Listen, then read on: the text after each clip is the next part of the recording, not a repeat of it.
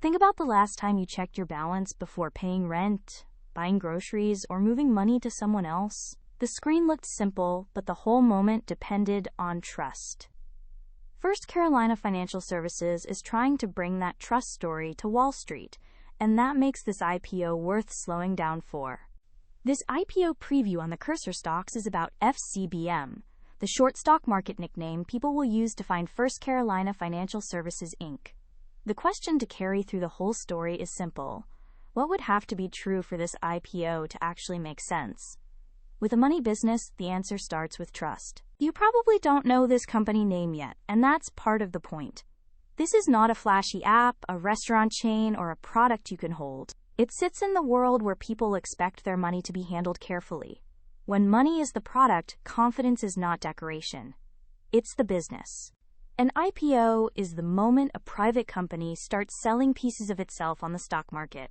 First Carolina Financial Services is set to list on the NYSE on June 18, 2026, under FCBM. Because the deal is still pending, the final price is not locked in yet.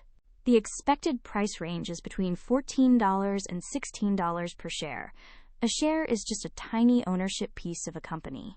That sounds small, but this is how public investing begins. The market picks a starting price for one little slice. Then millions of buyers and sellers argue from there. The company is offering 5.5 million shares and expects to raise about $88 million. If you divide the expected raise by the shares being sold, it points to an expected price around $16 a share. Since the IPO is still pending, treat that as the expected price, not a finished result. Here's why that matters. At $14 a share, selling 5.5 million shares would bring in about $77 million. At $16, it lines up with about $88 million. So this is not just a ticker appearing on a screen. It is a real funding event for a company asking public investors for confidence. Why go public at all? Usually a company wants money to grow, more visibility with customers, and a public price that lets investors value the business. Sometimes early backers also get a path to sell later. For a financial services name, that visibility can help.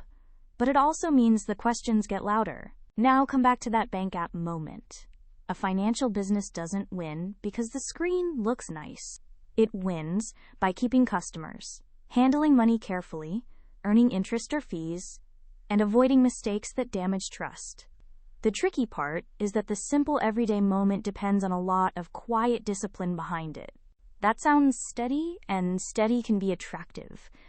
But there's a catch. Financial companies can look calm until credit quality weakens, interest rates move against them, or customers take their money somewhere else. Trust is the product, but risk is always underneath it, which is why the IPO price is only one piece. The financial picture is still thin from the public deal terms. Revenue is money coming in before expenses.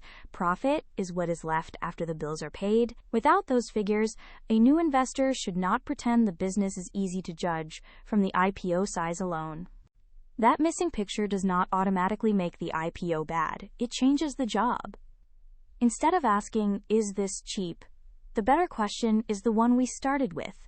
What would have to be true for this IPO to make sense? For FCBM, the answer depends on customer trust, careful growth, and cleaner numbers after listing. The bull case is easy to understand. If First Carolina can win loyal customers, keep them, and grow without stretching too far, the public market may give it room to build. In finance, boring can actually be a compliment when boring means disciplined lending, steady relationships, and fewer surprises. The bear case is just as easy to understand. If growth comes from taking too much risk, the good story can turn quickly. Bad loans do not usually announce themselves on day one. They show up later, when someone cannot pay, and that is when a neat IPO story can get uncomfortable. Competition is another part of the story. A person or business choosing where to keep money has many options. Big national brands, regional banks, credit unions, online lenders, and other financial platforms. So FCBM does not just need to offer money services, it needs a reason for customers to stay. The biggest missing number is valuation, the price tag investors are putting on the whole business. Market cap, the stock market value of the company has not been set in the headline terms. That matters, because a good business can still be a hard investment if the opening price assumes too much. Who gets the IPO money is another useful question.